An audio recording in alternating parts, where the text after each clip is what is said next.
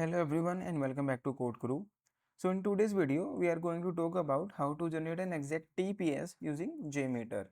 Now hitting the exact TPS is often a challenge because sometimes we end up hitting the higher TPS and sometimes we end up hitting the lower TPS, and this can actually affect the accuracy of our test results. So in this video, we will try to break it down step by step. First, we will look at the two commonly used approaches. One is the constant throughput timer and another one is the precise throughput timer. Then we will compare both of them with one another and we'll see which one to use and why. And to demonstrate the exact TPS and RPS for JMeter, we will use this dummy API and we will try to execute an exactly 1 RPS, or we can say 1 request per second or 60 requests per minute. Okay. So first what we need to do is execute this API using JMeter, and for that we will be using the HTTP sampler. So let's just first do that. So first we need to add the thread group.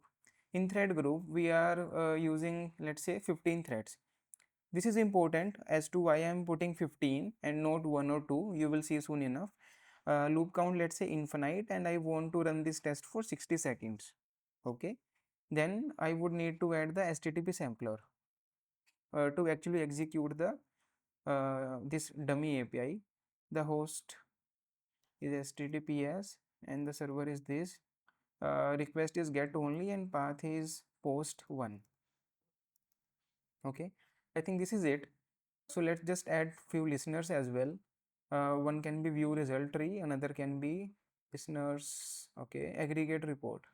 So I have added aggregate report to see the throughput of the API, right? This will actually give us an indication on how much TPS we are actually putting onto the API. Okay. Now this is it. If I execute this, you will see, how much is the TPS is actually going to the API. Now we want to limit this to 1 TPS only, or we can say 1 request per second. Okay. So let's first use the constant throughput timer, which we have mentioned here. So we will again right click on it, click on add, and then go to timer and then constant throughput timer. Let's move it to the top. Here we have to mention what is the target throughput per minute. So as we want 1 request per second, that means 60 requests per minute. So we will mention 60 requests and then calculate throughput based on this thread only, and there are many other options.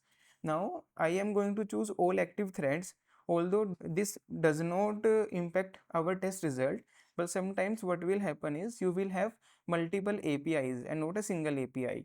So if you want the combined TPS of 60 on all of the threads, or we can say of the combined APIs, then please choose all active threads. But if you want 1 TPS on each API, then just choose this thread only. Okay, so these are the just minor differences. So let me just execute this test right now and we will keep a close watch on aggregate report. Okay, you see 9.8 TPS actually. So initially constant throughput timer has actually executed 9.8 requests per second.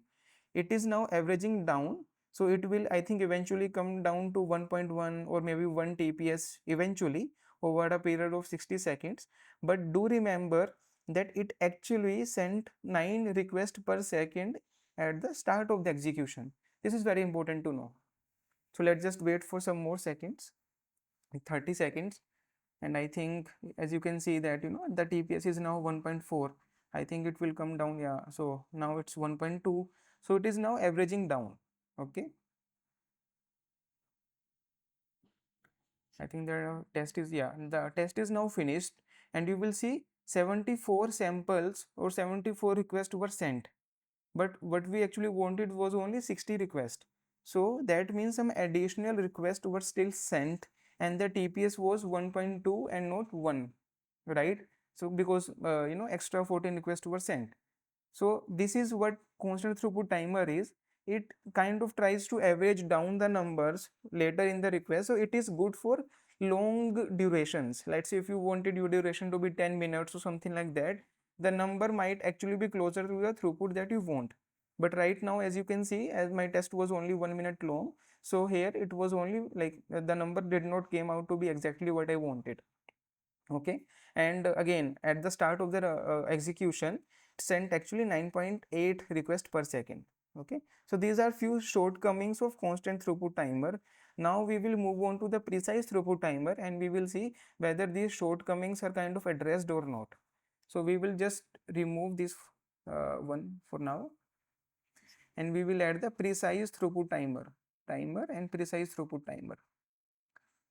In here we will tell what is the target throughput, and that is, let's say, 60 only, and what is the throughput period, it is 60 only, uh, like 60 request per minute. Okay, and what is my test duration, that is only like 60 as well, right? Because I just mentioned here 60. So let me just rerun this. Here you will see at the start of the execution itself, the throughput was around 1 or 2. It never crossed, like it never went up to 9.6, 9.8 request per second. So that is a benefit of using precise throughput timer over constant throughput timer. And you will see it has kind of like 1.1, 1.2 in this range only. So let's just wait for another around 30 seconds, and we will see how many total how many total requests will be sent in this case.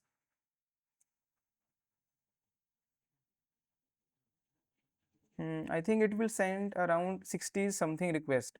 It will not go like around 70. Okay, so the execution is now complete, and we can see a total of 60 requests were sent, because of which our throughput was also 1 request per second. And this is exactly what we wanted. So in a nutshell, we can say that precise throughput timer is better to generate an exact load over constant throughput timer. And in case of constant throughput timer, if you remember, there was an initial burst of request, because of which the initial throughput at the start of the execution was 9.8 requests per second, and that is way higher than what we wanted. And also the total number of requests was 74 instead of 60. And because of these two reasons, I can say that we should be using precise throughput timer to generate an exact load in JMeter. And that's it for our video. If you found this video helpful, please don't forget to like, share and subscribe to Codekru. And also, if you have any questions, please feel free to drop a comment, and we will reply to them as quickly as possible. Thanks for watching, and I'll see you in the next one.